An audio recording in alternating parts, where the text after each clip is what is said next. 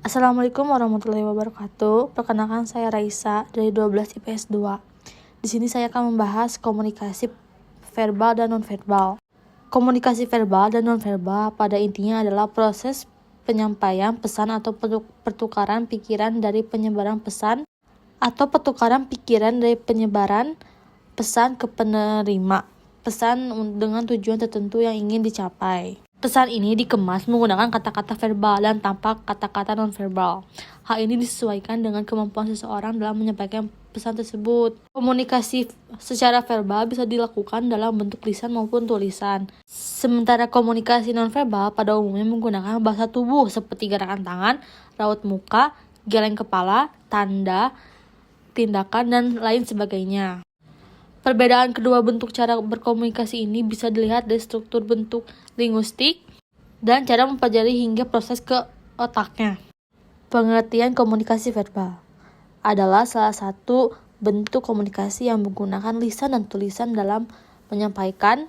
Alat yang digunakan dalam melakukan komunikasi ini adalah bahasa yang keluar sebagai ucapan atau tulisan. Cara komunikasi ini efektif jika orang yang berinteraksi paham dan mengerti bahasa yang dipakai, atau bisa disebut dengan jenis komunikasi yang menggunakan perangkat simbol.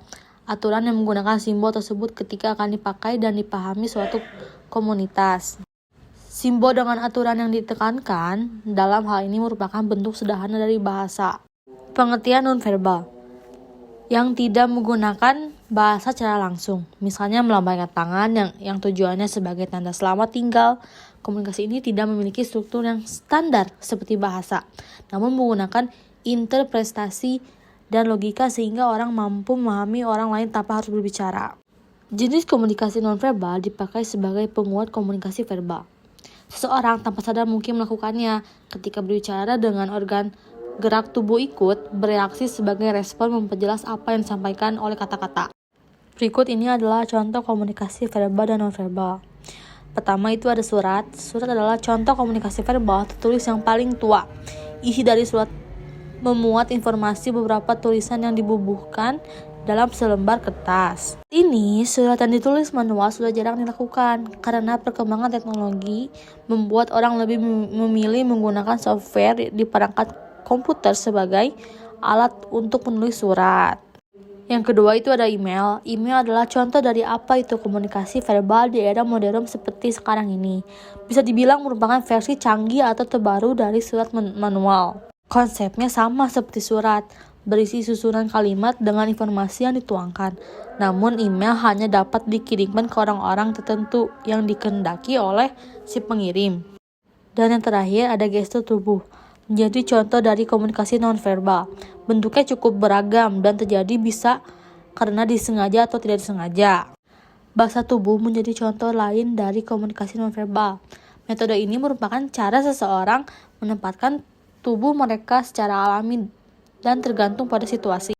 Dan ini ada fungsi komunikasi verbal.